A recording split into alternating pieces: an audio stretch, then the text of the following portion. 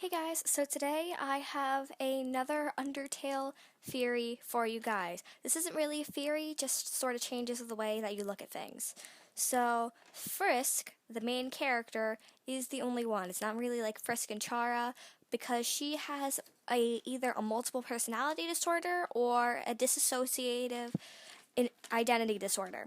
Um, she saw something extremely traumatic. I think it was either her parents got murdered or something of the sort. So she locked away her eyesight and her speech. So she didn't have to ever express any emotion. Chara is pretty much a reflection of what happened to her parents. So, Asgore and Toriel are the head of the asylum, and pretty much they are like sort of like the caretakers. They make sure everyone's okay and they make sure no one dies.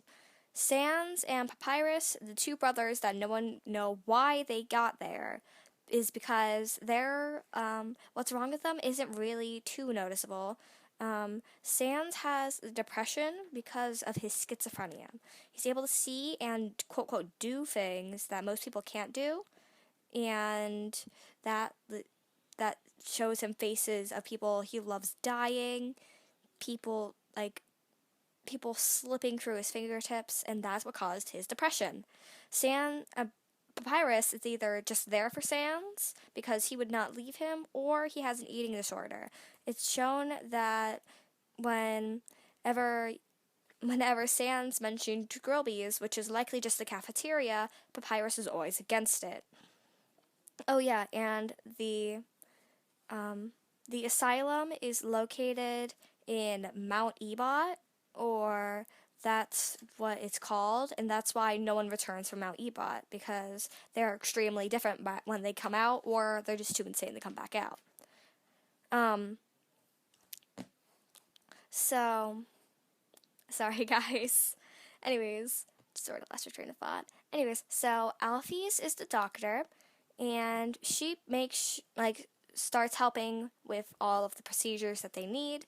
Undyne is just a random orphan that Alphys and that Asgore and Toriel took underneath their wing. She sort of keeps an eye on all the other kids and reports back, and sort of just meshes in with all the other kids because they're able to trust her a lot more than the caretakers.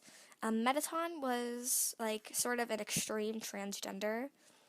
Sorry if that hits a button for anyone, but Mettaton was originally a boy and decided that he was always a girl.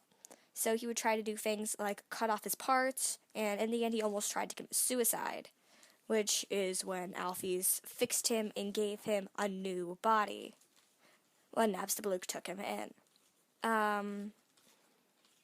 Oh yeah, and Flowey has the sort of the same thing as Frisk, except no, he doesn't know. The caretakers really don't notice that Flowey is just another part of Azrael, and so it really just goes unnoticed and untreated. Oh yeah, and sorry for not mentioning this earlier, but the reason that they're all monsters is because Frisk thinks that since they've all been rejected from humanity, there has to be something extremely wrong with them. So whenever, all she can really see is by what she touches, and so whenever she's in control, all she sees is monsters because that's all that she feels. With Papyrus being so thin, she thinks that he's a skeleton, therefore Sans is a skeleton too, for them being brothers, stuff like that. And the last thing is when Frisk turns into Chara, Chara could see, talk, and that's why when she takes control in the end, she's able to talk to you. Pretty much choosing the pacifist or genocide run is choosing Frisk's mental state. If you're taking the pacifist run, Frisk succeeds in her treatment and she's finally let out.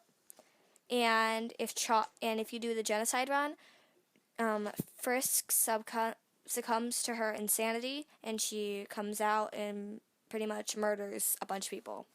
Well, I hope that you liked my theory slash realization video. And comment, rate, subscribe, and just generally tell me what you think. Well, bye.